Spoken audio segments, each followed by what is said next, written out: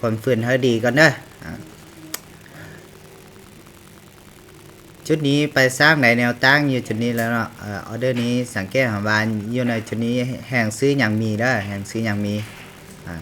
คายกัน โอเคออเดอร์ค่อยจัดซื้อขึ้นไปเด้อทุกคนซื้อขึ้นไปออเดอร์แรกเนาะ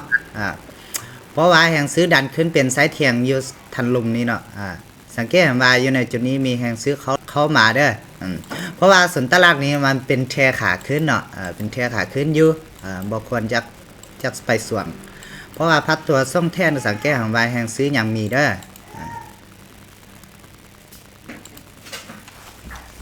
โอเคขึ้นไปงานคันบอสวินนี่มีโอกาสชนะ90%ขึ้นไปเนาะโอเควินบอปึ๊บวินออเดอร์หนึ่งเด้อค่อยจะดึงเงินน้อยๆไปเนาะสังเกตออเดอร์ต่อไปเด้อเพื่อวิเคราะห์ตามก็ออกออเดอร์ไปตามเนาะวิเคราะห์บทตามก็คนยุคเด้อคนศึกษาก็เนาะโอเค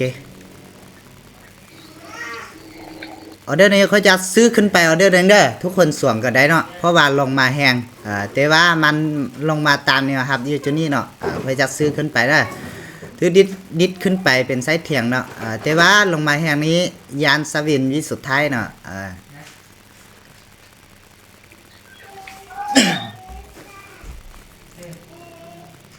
เบิ่งเด้อคันบอสวินนี่มีโอกาสชนะ95%ขึ้นไปคันขึ้นยาวนี่เนาะมีคนตามบอสวัสดีอาจารย์สวัสดีเด้อโอเควินส่งออเดอร์เนาะ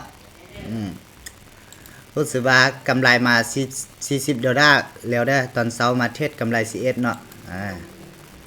อาจารย์อยู่ในตลาดยังเนาะตลาด BTC เด้อโอเคออเดอร์นี้เด้อออเดอร์นี้เบิ่งก่อนเด้อโอเคออเดอร์นี้จะไข่ลงเด้อออเดอร์นี้ไข่ลง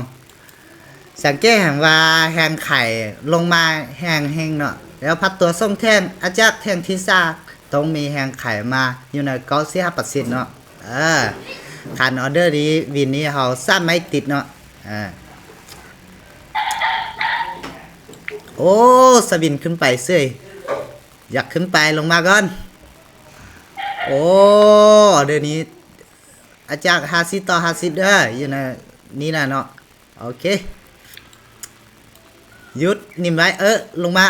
3 2 1ปึ๊บวินเนอร์3ออเดอร์ติดเนาะ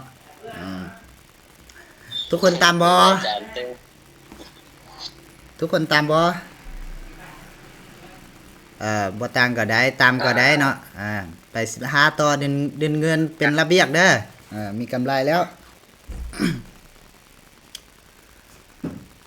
ออเดอร์นี่กดคายเลยโอเคออเดอร์นี้จักซื้อขึ้นไปออเดอร์นึงเด้อเพราะว่ามันบ่ถือกดราคาลงเนาะแล้วส่วนตลาดนี้มันเป็นเทขาขึ้นเด้อแล้วเฮาบ่ควรจะไปสวงเนาะอยู่ออเดอร์นี้ค่อยซื้อขึ้นไปเพราะว่ามันแหงไข่มีหลายเนาะแต่ว่าบ่ถือดันราคาลงไปจักมั่นใจซื้อขึ้นไปเด้อคันบ่สวินมีโอกาสชนะเนาะโอเคนี่เพิ่นตามบ่ออเดอร์นี้ตามล้มไปนังกันเนาะโอเค4 3 2 1ปึ๊บวินเนอร์วินมา4ออเดอร์ติดนะเนาะโอ้โคตรสุดยอดเลยโอเคบริหารเงินดีเด้อเพิ่มมีกำไรแล้วบริหารเงินดีเด้อโอเคบ่ได้เนาะบ่ได้เขาก็จับคนยุกเด้อเขายังชนะออเดอร์หนึ่งเนาะโอเคทุกคนกำไรเท่าได้มีคนติดลบบ่ยังต้องอีกไม่นึงกันยังติดลบอยู่วะโอเคเดินเงินเนี่ยเด้อเพราะว่าเขาวินซีพลาด3เนาะเข้ามาซาแดเข้ามาช่วงกันอาจารย์เสีย2ออเดอร์โอเคหมูเป็นยังเนาะโอเคแข่งออเดอร์หนึ่งเด้อ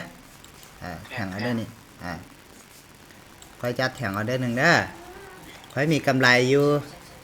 เสาสั้นเหลียงเนาะเสาสั้นเหลียงค่อยจะไปอยู่เสาสั้นนี้เด้อคันวินนี้เขาจะไปต่อได้ แถงออเดอร์นี้ออเดอร์สุดท้ายคันวินบ่วินเขาก็จะหยุดเด้อเพราะว่าอยู่ในส่วนตลาดนี้เป็นตลาดไซด์เวย์เลยเป็นแทนได้อยู่นี่วิเคราะห์ยากเนาะโอเคออเดอร์นี้ออเดอร์แถงเด้อ ออเดอร์นี้ทุกคนคันลงมาแบตนี้มันจันเนี่ยฮันนี้เขาจะซื้อขึ้นไปเด้อออเดอร์นี้เพราะว่าค่อยมั่นใจ2ไซส์ของมันเนาะเพราะว่าแห่งซื้อมาดังขึ้นไปแต่วันถือแห่งขายดันราคาลงเด้อค่อยมั่นใจว่ามันจะขึ้นไปได้เนาะค่อยจะซื้อขึ้นไปเด้อออเดอร์นี้ซื้อได้บ่เสาสร้างเหรียญน่ะเนาะโอ้ลงมาเหนียวเลยออเดอร์นี้อาจักเบิ่งก่อนเด้อโอ้ดันมาแห้งหึงเนาะโอ้เดี๋ยวนี้นะมีโอกาสเสียบ่โอเคขึ้นไป3 2 1ปึ๊กบินเด้อทุกคนตามบ่เดี๋ยวนี้ ตามเกือบ โอเค กือบสีย รุ่นแคทตาย เด้อเฮาจัดยุดเดี๋ยวนี้เด้อเดี๋ยวนี้ค่อยกำไรมาอยู่45เหรียญเนาะทุกคนเด้อกำไรเท่าเด้อสรุปมาเด้อเบิ่งก่อนเนาะ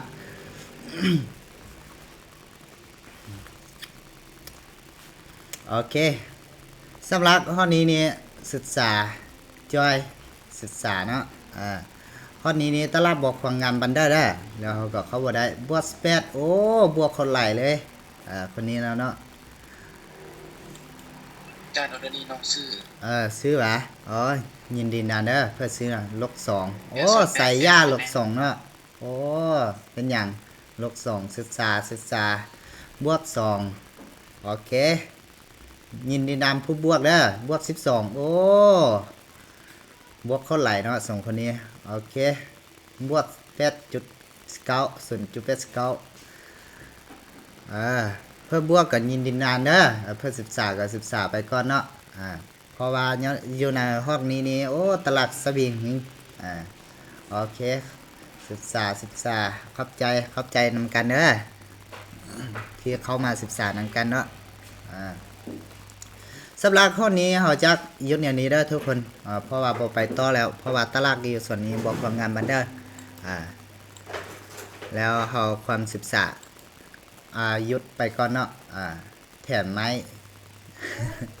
โอเคอย่างนั้นเด้อทุกคนยุดอย่างนี้เด้อสบายดี